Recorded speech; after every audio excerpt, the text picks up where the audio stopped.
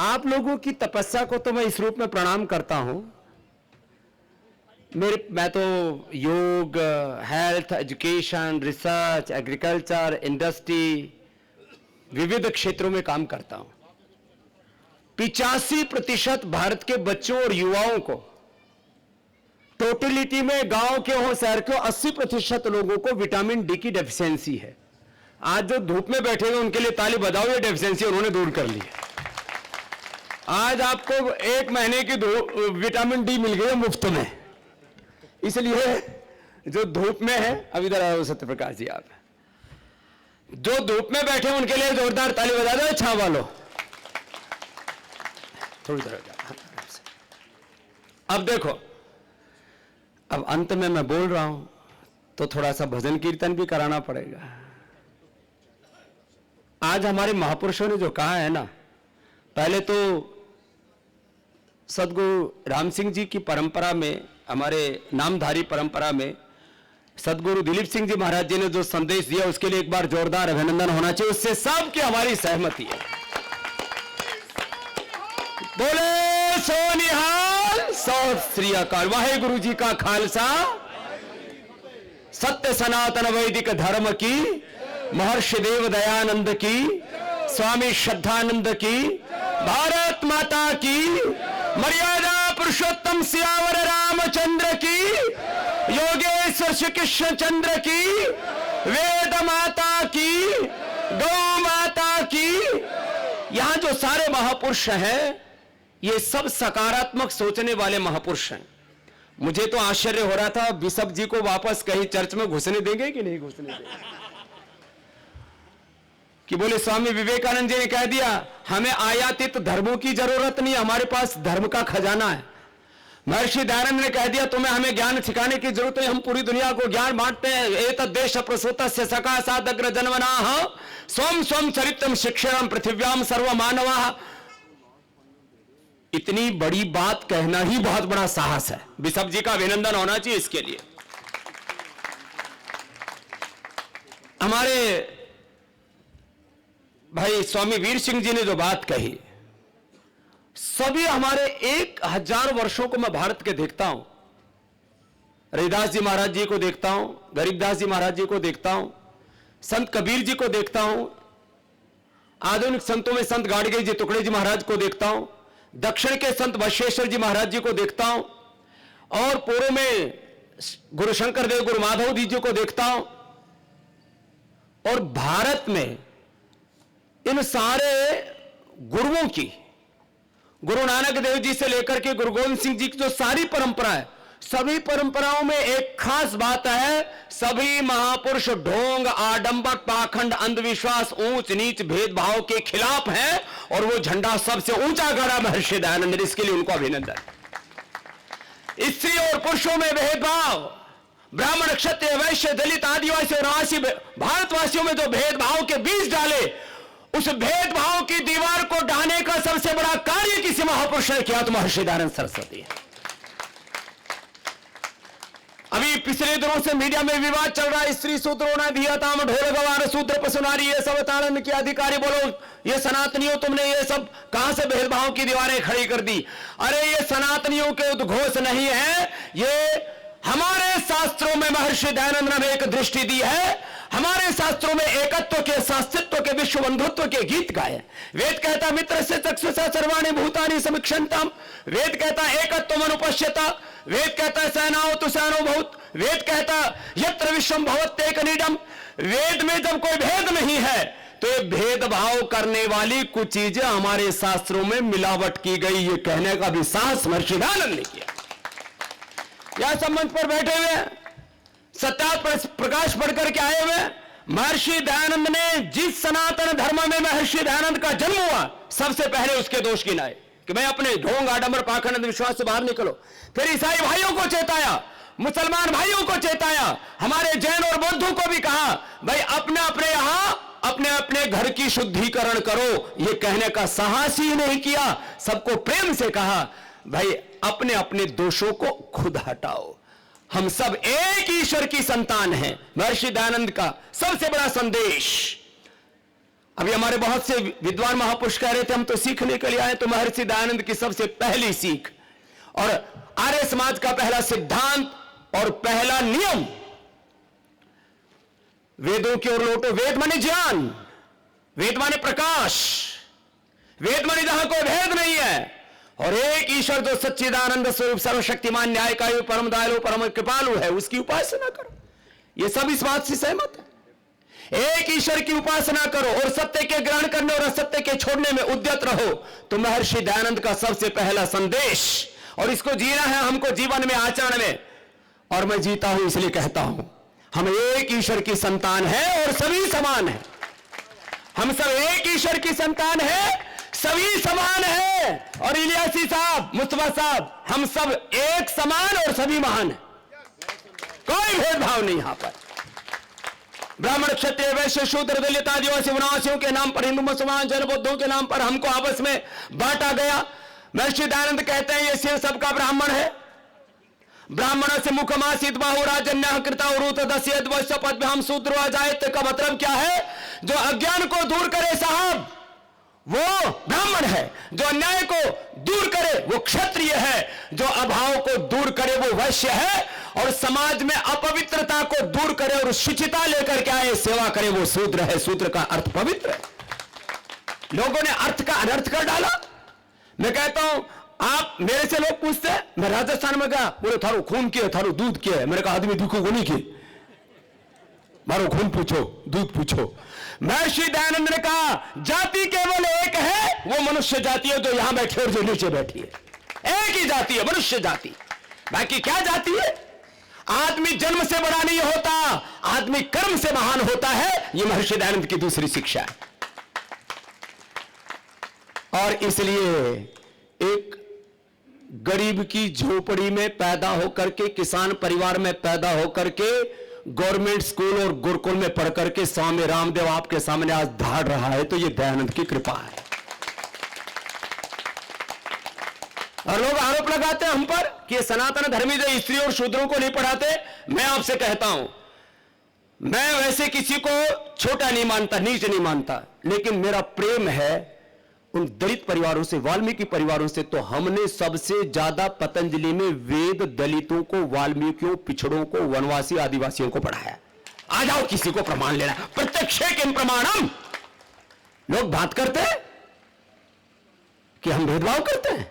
यहां 4 वेदों का यज्ञ हो रहा है और वेद पाठ गुरुकुल की बेटियां कर रही है, सुकामा जी के गुरुकुल की बेटियां। जोरदार अभिनंदन उन बेटियों के लिए।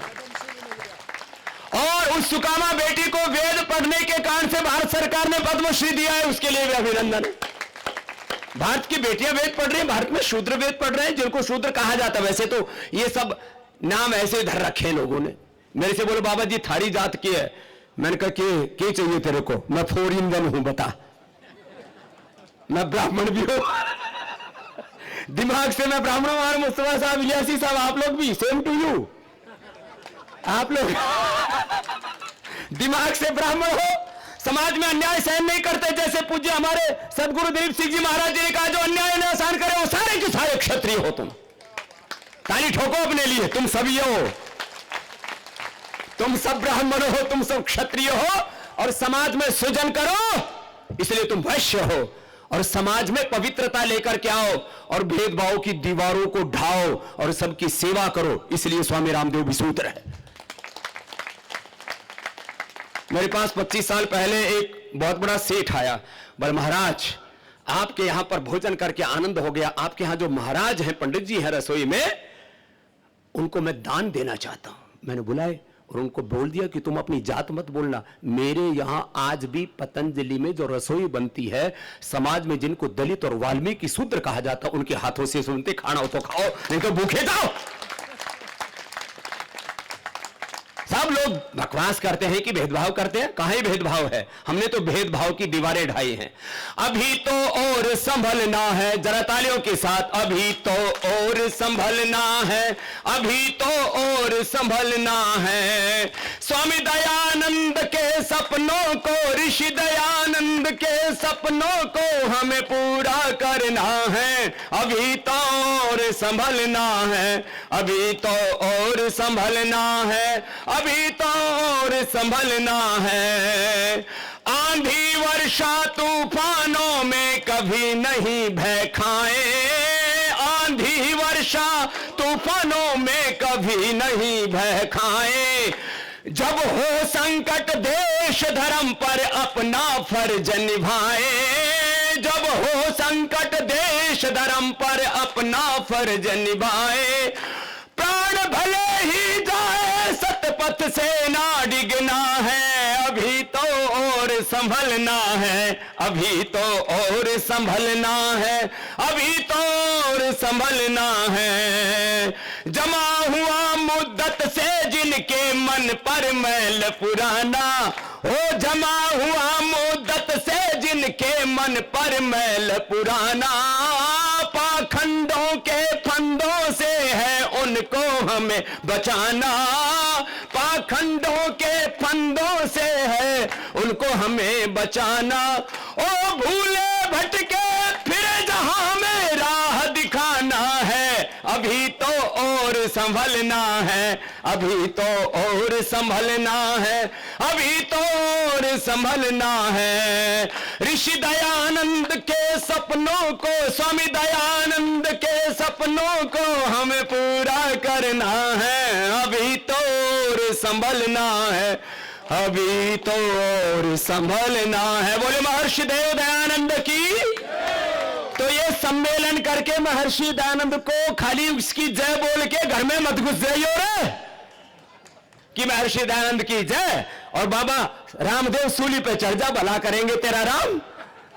ऐसे भाई बात नहीं बनेगी। जो ऋषियों ने कहा है घर वापसी, भाई इलियासी साहब और मुस्तफा साहब ने बड़ी ऊंची बातें कही। एक बार दोनों महापुरुषों का अभिनंदन होना चाहिए। घर वापसी क्या है? हम सब एक पूर्वजों की संतान हैं। बोलो है कि नहीं साहब? बोलो साहब। हाँ? इधर दोनों आओ, मुस्तफा साहब इधर आओ, दाई भाई इधर आओ। आज कोई खेल नहीं है, आज पूरा मेल है। हाँ, तो हम सब एक पूर्वजों की संतान हैं। बोलो हम सब एक पूर्वजों की, हम सभी समान हैं, हम सभी समान हैं, हम एक ईश्वर की संतान हैं, हम सब एक ईश्वर की, हम एक भारत माता की संतान है। माँ माने मादरे वतन। अरे मादरे वतन बोलो, मातृभूमि बोलो, इसमें क्या फर्क पड़ता है? हम सब, अरे साहब इनके बिना कैसे चलेगा? अजमेर शरीफ के बिना तो हाँ शराफत है ही नहीं। हम सब एक ईश्वर की संतान, हम सब एक पूर्वजों की संतान, हम एक धरती माता भारत माता की संतान है। जोरदार ताली ठोको। यही तो था भारत माता की। और भारत के एकता, अखंडता और संप्रभुता का मतलब क्या है?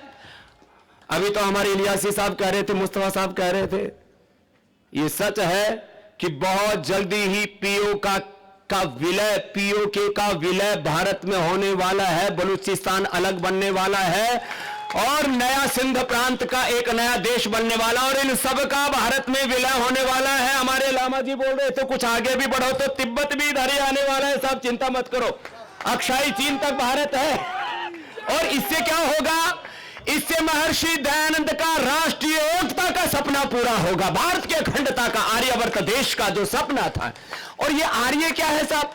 ईरान के लोग अपने आप को आर्यन कहते हैं। आर्य का मतलब क्या है? श्रेष्ठ।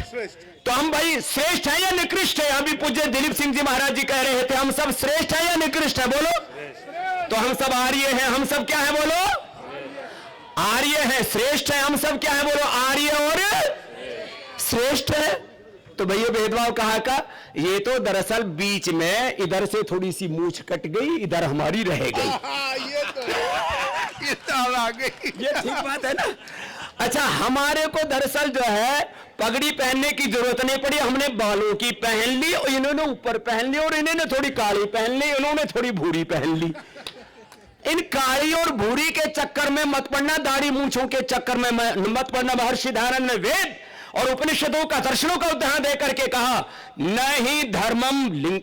ही लिंगम धर्मस्य कारणम, बाह्य प्रतीक, ये परंपराएं हैं, ट्रेडिशंस हैं।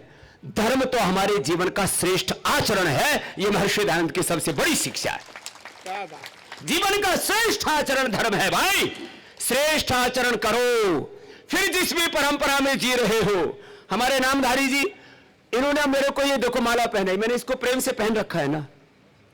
तो मैंने यदि ये माला प्रेम से पहनी क्योंकि स्वदेशी के सबसे बड़े उद्घोषक, स्वदेशी के गो माता और भारत माता के उपासक हमारे समर्थ गुरु सदगुरु राम सिंह जी महाराज जी थे। जोरदार अभिनंदन उन महापुरुषों को। महाराज तुम लोग तो अभी मंच के ऊपर, महाराज थोड़ा पाप तो आपको भी लगेगा। किले की पानी क्यों लेकर के आए यहाँ पर?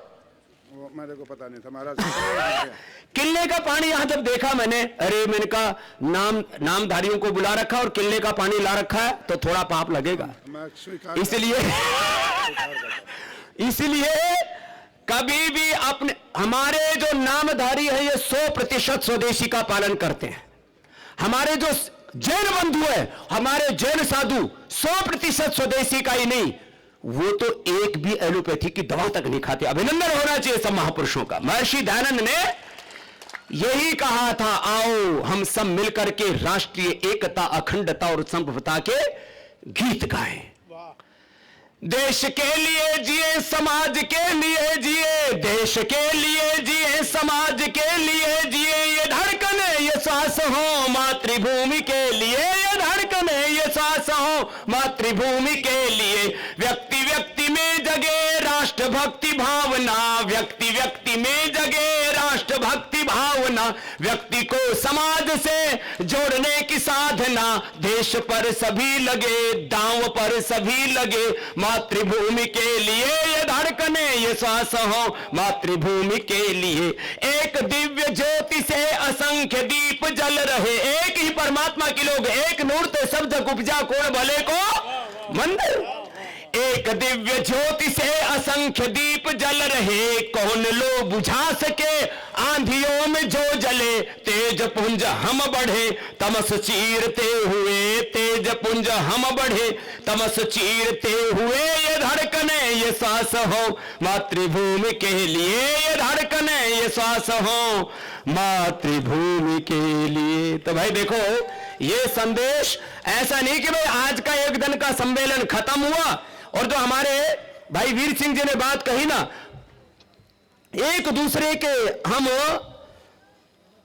खिलाफ बोलने में ना कोई कसर नहीं छोड़ना चाहता। जहर इतना घुल गया है हवाओं में, वो भी कातिल सी हो गई। अब ये कातिलाना हमला बंद होना चाहिए और राष्ट्रीय एकता के स्वर गूंजने चाहिए। यह महर्षि देव दयानंद की द्विशताब्दी समारोह के शुभारंभ की उद्घोषणा और संकल्प कि हम आपस में नफरत नहीं करेंगे। अरे भाई, अब एक मेरे से बोला, महर्षि दयानंद ने तो वेद का मंत्र बोला, इंद्रम वर्धन्तो अप्तरः कर्मन्तो विश्वमारिम अपघ्नन्तो रावण। इसका मतलब क्या? मैंने कहा इसका मतलब है, विश्व का मतलब है संपूर्ण। पहले अपने भीतर संपूर्ण रूप में आर्यत्व दिव्यता लेकर के आओ और सब में दिव्यता बढ़ाओ, यही इस मंत्र का अर्थ। हम लोग कहीं ना कहीं से कुछ चूक हुई है और इस युग में महर्षि दयानंद के संदेशों की और ज्यादा जरूरत बढ़ गई है। जब नफरत की दीवारें, कुछ उसके राजनीतिक कारण हैं, कुछ उसके सामाजिक कारण हैं, कुछ आर्थिक विषमताएं भी हैं, कुछ समाज के तबके बहुत कमजोर हैं। आज जितने यहां समर्थ लोग आए हैं, अपने हाथ गरीबों की सेवा में भी बढ़ाना, यह महर्षि दयानंद का संदेश है। और इस देश में गरीबों की शिक्षा, स्त्रियों की शिक्षा, गरीबों के उत्थान और सबको एक साथ जोड़ने का काम जिस महापुरुष ने किया, उसकी, जिसके तप त्याग की मिसाल बेमिसाल है, उसके हम यदि द्विशताब्दी उनके समारोह में यहां पर सम्मिलित हुए हैं तो ये तो आज संकल्प लेके जाना पड़ेगा। मैं तो आज यहां कोई भाषण देने नहीं आया था। हमारा एक युवा सन्यासी है भाई, उम्र में मैं उससे सीनियर हूं, हाइट में बड़ा है वो, इधर देखो ये, और खड़ाऊ पहन करके 1 इंच और ऊंचा हो जाए। तो भाई देखो, मेरे को इन्होंने कहा कि स्वामी जी अब जो है यहां पर महर्षि दयानंद की हम द्विशताब्दी समारोह की उनके प्रति अपने कृतज्ञता की, राष्ट्र में उनका जो योगदान है उनकी स्मृतियों में एक सम्मेलन कर रहे हैं। आज एक बार तो ऊब चुक हो गई थी, आज मुझे घूमते हुए देश में, दुनिया में मैं 25 लाख किलोमीटर से ज्यादा घूमा हूं। जब मैं हेलीकॉप्टर से उड़ा तो चारों तरफ धुंध, हेलीकॉप्टर उसने वापस मोड़ लिया हरिद्वार की तरफ। फिर थोड़ी देर जाके पता नहीं क्या दिमाग बदला महर्षि दयानंद ने, मोक्ष से ही, तो फिर उसने बादलों के ऊपर चढ़ा दिया साहब हेलीकॉप्टर। पहली मैंने जहाज से तो नजारा देखा था, चारों तरफ बादल बिछे हुए हैं, हेलीकॉप्टर से मैंने पहली बार नजारा देखा। अब हेलीकॉप्टर से जब जमीन ना दिखे तो खतरे की घंटी बजी हुई होती है। मैंने कहा भाई ये बादल कब तक दिखेंगे? बोले स्वामी जी जब तक बादल दिखेंगे तब तक ठीक है, जमीन दिख गई तो उतार दूंगा। लेकिन हम सुरक्षित उतर गए और ये इस एक तेजस्वी युवा सन्यासी का संकल्प, पूज्य स्वामी विजयपाल जी का संकल्प पूरा हो गया। जोरदार अभिनंदन है भाई इनको।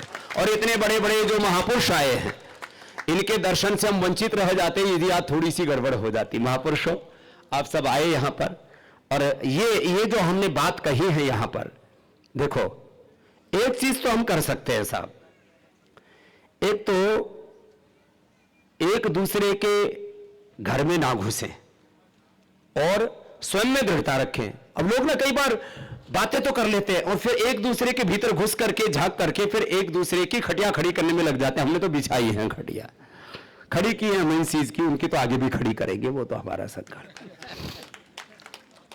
स्वयं में दृढ़ता, क्या बोला? अपने गुरु में, अपनी परंपरा में, अपने संप्रदाय में, अपने प्रोफेट साहब में, अपने भगवान यीशु मसीह में, सब उसमें दृढ़ता रखो, उसमें श्रद्धा रखो, लेकिन सबके प्रति उदारता। ये दो बड़े सूत्र हैं, स्वयं में दृढ़ता और सबके प्रति उदारता। ये भाव महर्षि दयानंद ने रखा था, इसलिए वो दयानंद थे। बहुत बड़े सूत्र हैं ये, और आज वक्त ज्यादा नहीं है। महर्षि दयानंद ने जो हमें दृष्टि दी, शिक्षा की दृष्टि, आज उसकी जरूरत है। और ये भारतीय शिक्षा व्यवस्था की प्रतिष्ठा का काम भी पतंजलि से होगा। भारतीय शिक्षा बोर्ड बन गया, अभिनंदन है। मैकाले की शिक्षा का बंद होगा। अब भारतीय चिकित्सा व्यवस्था की प्रतिष्ठा के लिए हम रात दिन पुरुषार्थ कर रहे हैं। भारतीय सांस्कृतिक गौरव की प्रतिष्ठा के लिए ये सब महापुरुष काम कर रहे हैं। अब गुलामी और गिलानी से बाहर निकल करके, कुंठाओं से बाहर निकल करके, जैसे हमारे सदगुरु दिलीप सिंह जी महाराज जी ने कहा कि आत्मगौरव के साथ हमें आगे बढ़ना होगा। हमें सब प्रकार की कुंठाओं से, निराशाओं से, हताशाओं से बाहर निकल करके गौरव की अनुभूति करनी होगी कि इस धरती पर परमात्मा ने मुझे इंसान का मनोरभव जन मनुष्य का जन्म दे करके सारा सौभाग्य दे दिया। बाकी मैं अपनी जिंदगी के सफर को खुद तय करूंगा अपने शौर्य, वीरता और पराक्रम के साथ।